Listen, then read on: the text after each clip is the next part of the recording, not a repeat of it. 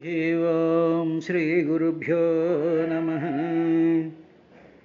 ఇతరము మాని తన్నుమదినంతయు నమ్మి భజించువారి ఆశ్రిత జన సేవితాంఘ్రి సరసీరుహుడైన సరోజునాభుడు అంచిత దయతోడ నిష్కపట చిత్తమునం కరుణించునట్టి వారతుల దురంతమై తనరు అవ్విభుమాయతరింతురెప్పుడున్ హరి పరమాత్మ అచ్యుతుని అనంతుని చిత్తములో దలంచి సుస్థిరత విశోక సౌఖ్యములు చెందిన ధీనిధులన్యకృత్యముల్ మరచియు చేయనొల్లరు తలంచిన నట్టిదియౌ సురేంద్రుడుం బరువడి నుయ్య ద్రవ్వున పిపాసితుడై సలిలాభిలాషితన్ సర్వఫలప్రదాతయును సర్వశరణ్యుడు సర్వశక్తుడున్ సర్వజగత్ప్రసిద్ధుడును సర్వగతుండగు చక్రపాణి ఈ సర్వశరీరులన్ నిగమ సంగతి జంది విశీర్యమాణులై పర్వినచో నభంభుగతి బ్రహ్మముదా చెడకుండునెప్పుడున్ కారణ కార్యహేతువగు కంజదళాక్షుని కంటే అన్యులెవ్వరునులెరు తండ్రి భగవంతునంతుని విశ్వభావనోదారుని సద్గుణావళులు దాత్తమతిన్ కొనియాడకుండినన్ చెరవు చిత్తముల్ ప్రకృతి చెందని నిర్గుణమైన బ్రహ్మమున్ నిగమార్థ ప్రతిపాద ప్రకటమై నిర్వాణ సంధాయిగా భగవంతుండు రచింప భాగవత కల్పక్ష్మాజమై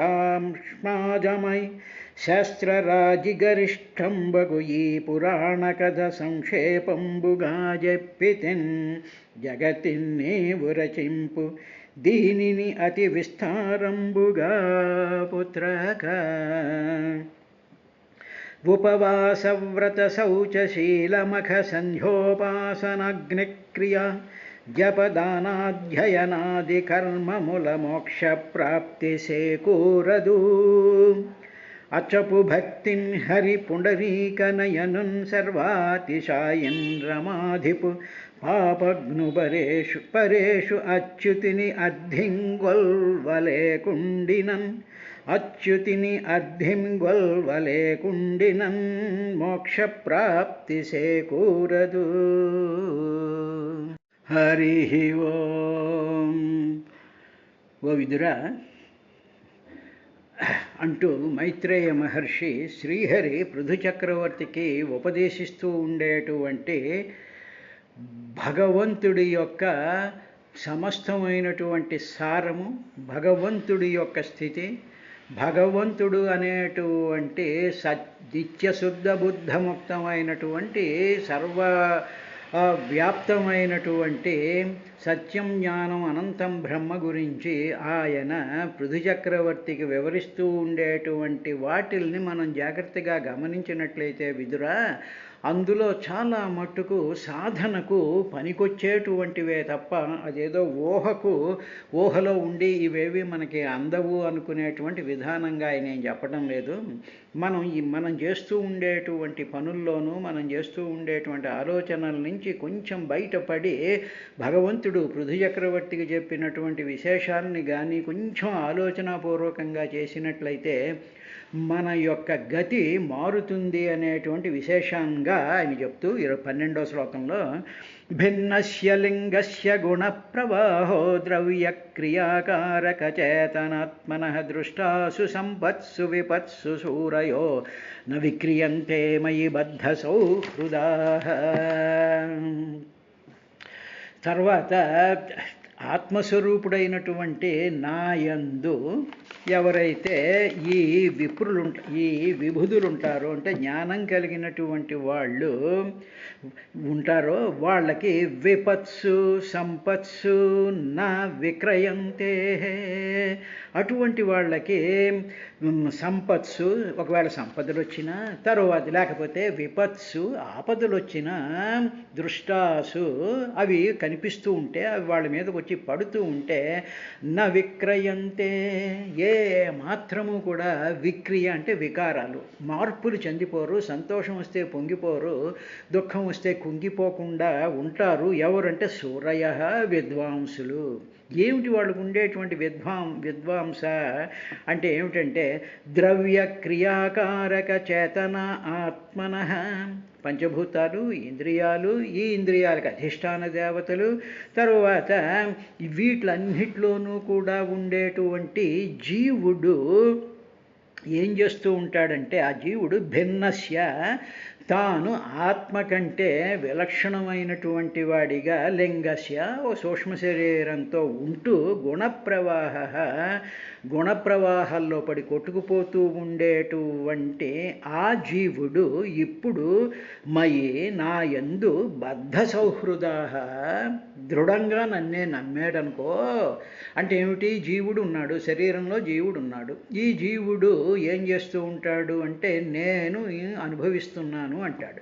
అనుకుని నేను ఈ శరీరం నాది అనుకుంటాడు, నేను అనుభవిస్తున్నాను అనుకుంటాడు, నేను సుఖపడుతున్నాను దుఃఖపడుతున్నాను అనుకుంటూ ఉంటాడు. ఈ జీవుడు ఎవరు అంటే మనసే జీవుడంటే. కాబట్టి ఈ మనసు ఇలా అనుకుంటూ శరీరంతో తాదాత్మ్యం చెందిపోతూ ఉండి తాను వేరు అని, తన ప్రాణం వేరని, నాలో ప్రాణం ఆడుతోంది అంటాడు. ప్రాణాన్ని వేరుగా చూస్తూ ఉంటాడు, తన శరీరాన్ని వేరుగా చూస్తూ ఉంటాడు, తన ఆలోచనని వేరుగా చూస్తూ ఉంటాడు.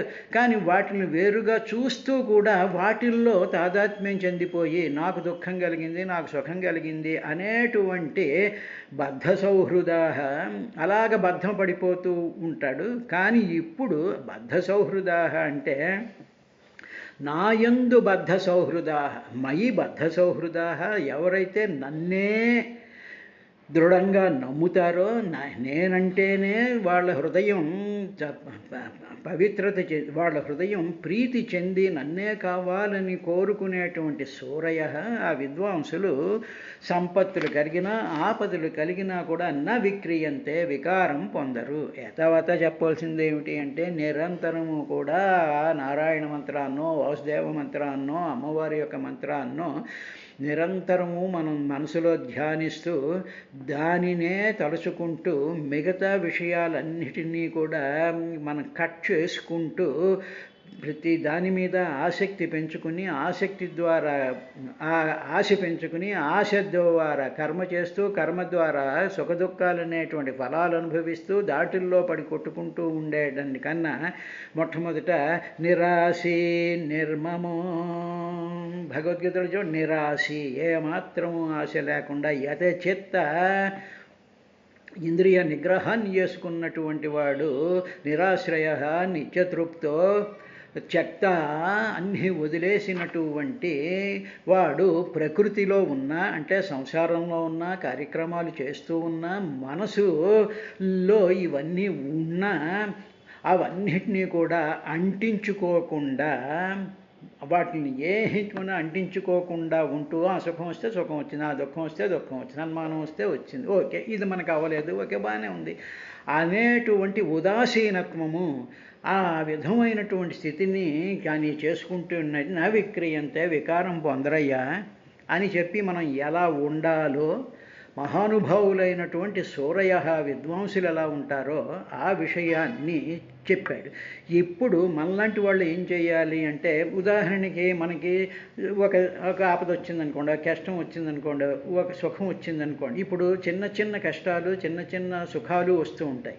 చిన్న కష్టం వచ్చినప్పుడు అయ్యో నాకు కష్టం వచ్చింది అనుకున్నా, ఓహో కష్టం వచ్చిందా, ఇది చిన్న కష్టమే కదా, ఇది చిన్న సుఖమే కదా అనేటువంటి చిన్న చిన్న విషయాలు మనకి కలిగిస్తున్నటువంటి ఆ మనోవికారాలని మనం నెమ్మదిగా సమదృష్టితో చూడడం మనం ప్రారంభిస్తే పెద్ద కష్టం వచ్చినప్పుడో పెద్ద సుఖం వచ్చినప్పుడో కూడా ఈ అలవాటు వల్ల మనకి ఆ స్టేట్ ఆఫ్ మైండ్ మనకి కలుగుతూ ఉంటుంది. కానీ కొంతమందికి చిన్న రాయి తగిలినా కూడా ఏదో ఈ రాయి నాకు తగిలేసింది, ఈ రాయి తగలడం వల్ల నా కాలుకేమో చిన్న 2 రక్తపు బొట్లు కలిగాయి, కాబట్టి ఈ కష్టం ఈ ప్రపంచంలో ఎవరికీ రాకూడదు అని దోమ కుట్టినా చీమ కుట్టినా రాయి తగిలినా నడుస్తూ నడుస్తూ తలుపుకు చేయి కొట్టుకున్నా ఇటువంటి వాటి దగ్గర నుంచి వాళ్ళ బంధువులు మరణించినా డబ్బు లాస్ అయినా కూడా అదే విధంగా ఫీల్ అయిపోతూ ఉంటారు. కాబట్టి మొట్టమొదటి ప్రాక్టీస్ ఎలా చేయాలంటే మనకి కలుగుతున్నటువంటి చిన్న చిన్న సుఖాలు చిన్న చిన్న దుఃఖాల నుంచి కూడా తప్పించుకోవడానికి ఆ స్వామి అని చెప్పి ఆ భగవంతుడి యొక్క ధ్యానం చేసినట్లయితే మనసు వికారం చెందతూ మనసు శుద్ధం అవుతుంది.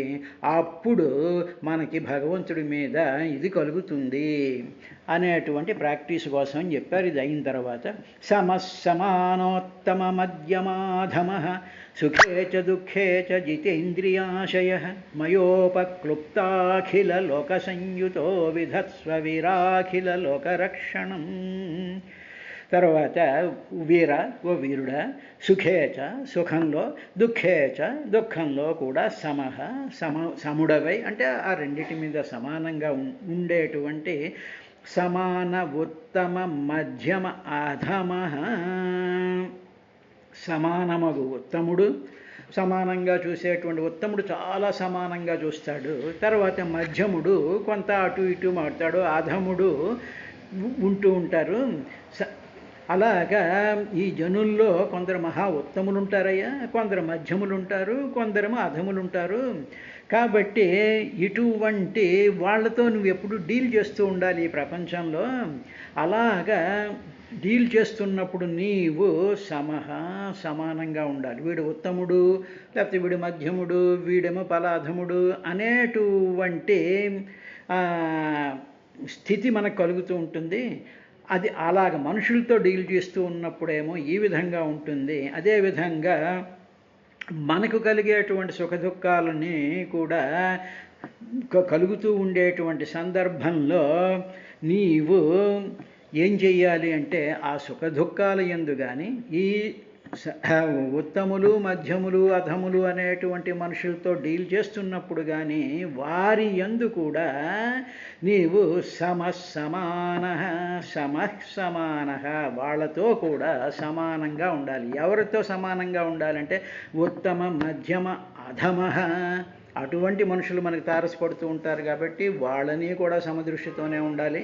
అదేవిధంగా సుఖేచ దుఃఖేచ జితేంద్రియాశయ సుఖదుఖాల్లో కూడా ఉండాలి. అది ఎప్పుడు సాధ్యం అవుతుంది అంటే మనం ఇంద్రియాన్ని జయించినప్పుడు సాధ్యం అవుతుందయ్యా. కాబట్టి ఈ లోకాన్ని మయోపక్లుప్తాఖిల లోక సంయుతో ఉపక్లుప్త అఖిల లోక సంయుత ఈ జనులతో కూడినటువంటి వాడిని కదా నేను.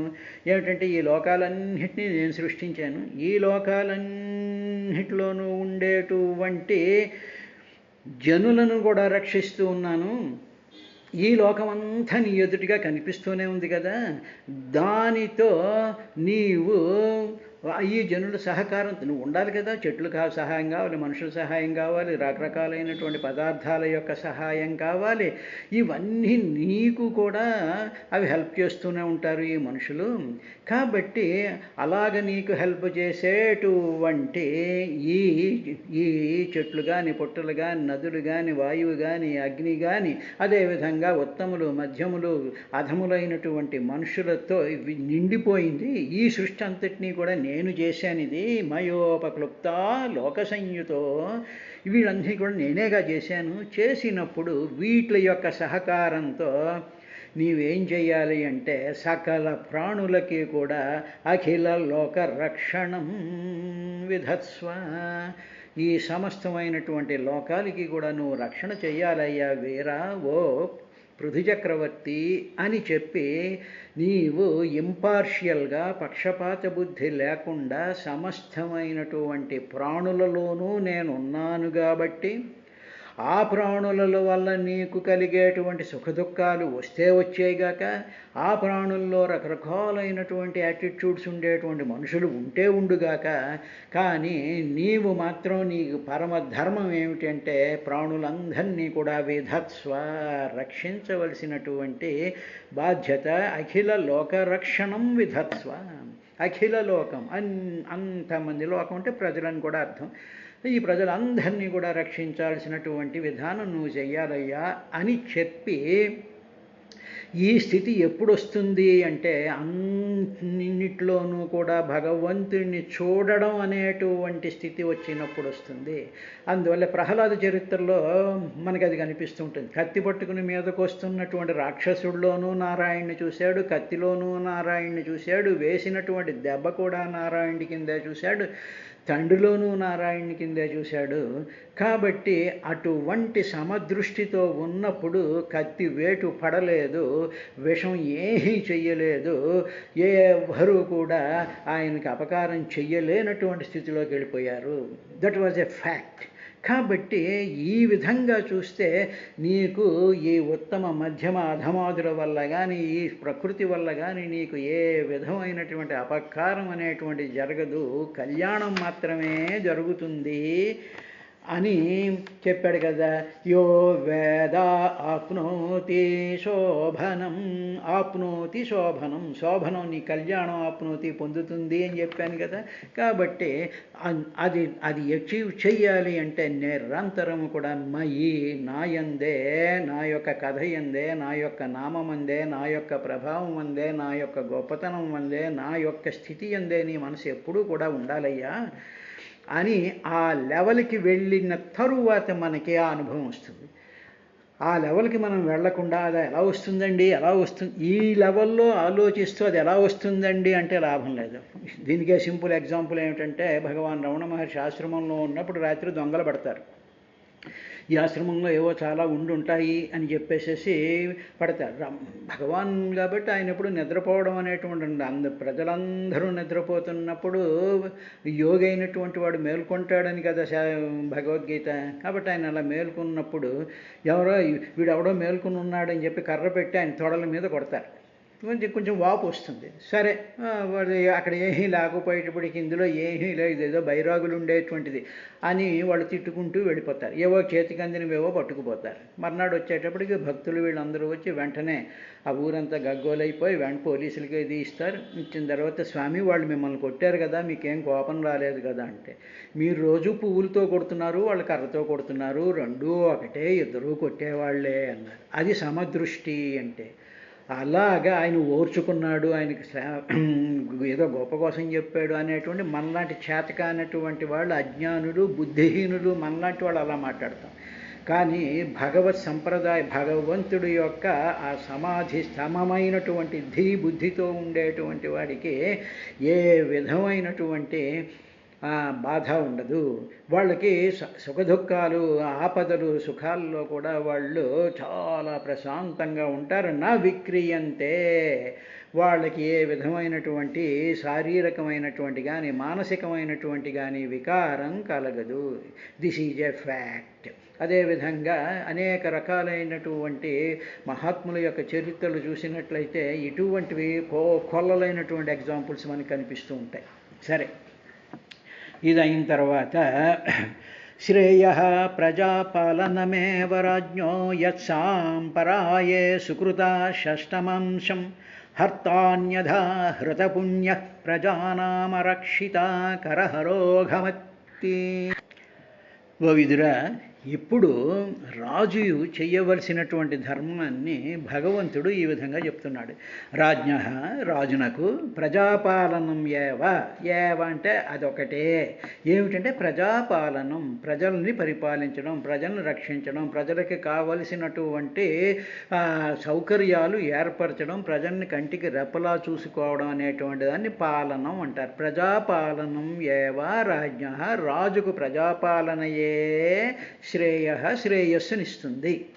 ఆ రాజు మనస్ఫూర్తిగా ప్రజల యొక్క సుఖాన్ని కోరుకుంటూ ప్రజల కోసం పాటుపడుతూ ప్రజలందరూ హ్యాపీగా ఉండాలి అని ఎవరైతే ఏ రాజు అయితే ఏ పరిపాలకుడైతే అనుకుంటాడో, ఇప్పుడు రాజ్యానికి సంబంధించినటువంటి విశేషం ఓ పక్కన పెడితే అదే ఇంట్లో గృహస్థ అనేటువంటి వాడు కూడా తన ప్రజలు అంటే తన భార్య, పిల్లలు, సంతానం, తన ఇంట్లో ఉండేటువంటి పని మనుషులు, తన వర్కర్సు, ఇవి చిన్న రాజ్యం ఇది. అదే విధంగా మనం అన్వయం చేసుకోవాలి.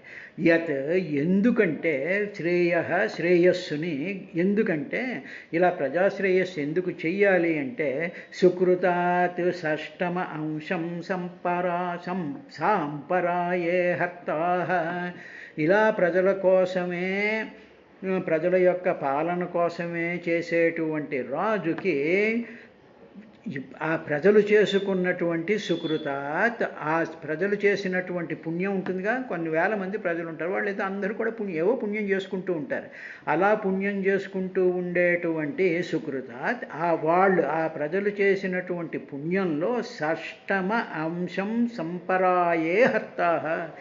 అందులో 6వ వంతు ఈ మొత్తం ప్రజలందరూ చేసుకున్నటువంటి ఈచ్ మనిషి చేసినటువంటి పుణ్యం అంతా ఒక రాశి కింద పోసినట్లయితే ఈ ప్రజలు చేసుకున్నటువంటి టోటల్ పుణ్యంలో 6వ వంతు షష్టం అంశం, 6వ భాగం సాంపరాయే, ఈ రాజు పరలోకంలోకి హర్త తీసుకెళ్తాడు. ఈ పుణ్యంతో వెళ్తాడు రాజు. తాను చేసుకున్నటువంటి పుణ్యం పక్కన పెట్టండి, ఈ ప్రజలందరూ చేసేటువంటి పుణ్యంలో 6వ వంతు ప్లస్ ఆ రాజుకు చేసుకున్నటువంటి పర్సనల్ పుణ్యము, ఈ రెండింటినీ కలిసి ఆ రాజు వెళ్తాడయ్యా.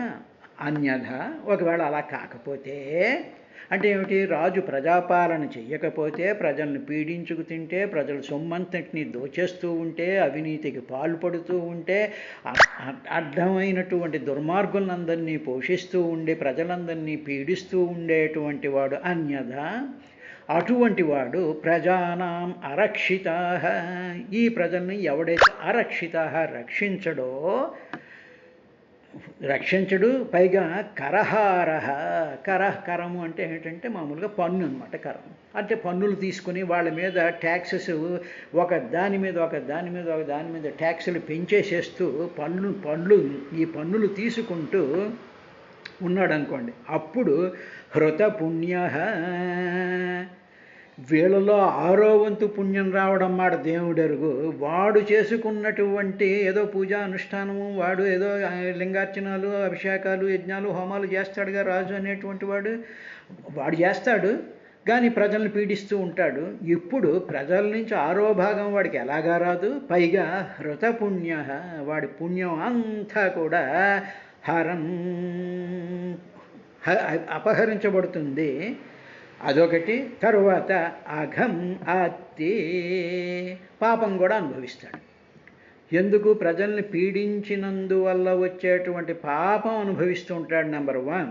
రెండవది వీడు చేసినటువంటి దుర్మార్గాలు, ప్రజాపాలన సరిగ్గా చెయ్యకపోవడం వల్ల ఏమవుతుందంటే వాడు సంపాదించుకున్నటువంటి ఏ కొద్దిపాటి పుణ్యం అయితే ఉందో అది కూడా పోతుంది, వాడి సొంత పుణ్యమూ పోతుంది.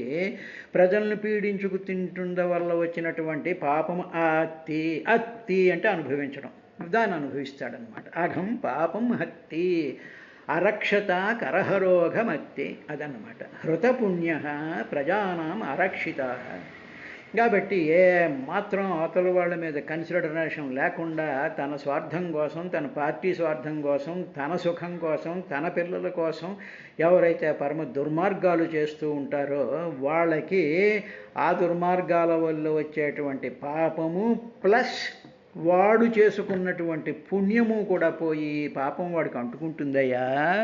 పృథు చక్రవర్తి అని ఎందుకు చెప్పాడంటే, నువ్వు ఇంద్రుడిని సంహారం చేద్దామని అనుకున్నావుగా, కాబట్టి అది పాపక్రియ అవుతుంది, కాబట్టి అది వద్దు అన్నట్టుగా ఆ విధంగా చెప్పాడు. సరే, ఇది సాధారణమైనటువంటి మానవులకు కూడా ఈ విధమైనటువంటి అన్వయం చేసుకోవాలి అని భాగవతంలో శ్రీహరి పృథు చక్రవర్తికి చెప్పిన తర్వాత ఏవం ద్విజాగ్ర్యానుమతానువృత్తధర్మ ప్రధానోన్యతమో అవితాస్యాః హ్రస్వేన కాలేన గృహోపయాతాన్ ద్రష్టాసి సిద్ధాననురక్తలోక. నీవు ఈ విధంగా మహర్షులకి సమ్మతమైనటువంటి ధర్మమే నీకు ఎప్పుడు కూడా మహర్షులు ఏదైతే నీకు చెప్తూ ఉంటారో, మహర్షులకి ఏదైతే సమ్మతమో ఆ ధర్మమే ప్రముఖంగా నువ్వు వాటినే స్వీకరించి, తర్వాత ఆ స్వీకరించాలి నెంబర్ 1 అంటే మహర్షులు చెప్పినటువంటి ధర్మాన్ని స్వీకరించాలి నెంబర్ 1. రెండోది సర్వములోనూ కూడా అంటే నువ్వు చూస్తూ ఉండేటువంటి జీవుల్లోనూ, నువ్వు చూస్తూ ఉండేటువంటి ఈ లోకాల్లోనూ, తర్వాత నీ అనుభవాల్లోనూ, వీటిలన్నిటిలోనూ కూడా కేవలం సాక్షీభూతంగానే ఉండాలి. ఏ పక్షపాతము ఉండకూడదు, ఏ ఆసక్తి ఉండకూడదు, ఏ విధమైనటువంటి ఆ సంగతం లేకుండా ఉంటూ దేశాన్ని రక్షిస్తూ ప్రజారంజకంగా పరిపాలించవయ్యా. ఈ ప్రజాపాలన ధర్మం రాజులకు పరంపరానుగతంగా అయింది. అలాగే నీ తండ్రి నుంచి నీకు, నీ నుంచి నీ కొడుక్కి ఇలాగ పరంపరగా వస్తూ ఉంటుంది. అలా చేసినట్లయితే నీకు కొద్ది కాలంలోనే నీ ఇంటికి సిద్ధపురుషుల దర్శనం వస్తుందయ్యా అన్నాడు. అంటే ఏమిటనమాట, సాక్షీభూతంగా ఉంటూ సుఖదుఖాలకు అతీతంగా ఉంటూ సమస్త నీ కింద ఉండేటువంటి వాళ్ళందరినీ కూడా పరిపాలన చేస్తూ ఉండి నువ్వు ప్రజారంజకంగా ఉన్నావు అంటే కొద్ది కాలంలోనే నీవు చేసుకున్నటువంటి ఈ పుణ్యం వల్ల నీ ఇంటికి సిద్ధపురుషులు తరలి వస్తారయ్యా అన్నాడు. రేపటి ఆ సిద్ధపురుషులు రావడం ఏమిటి అనేటువంటి విశేషాన్ని రేపటి కార్యక్రమంలో చూద్దాం.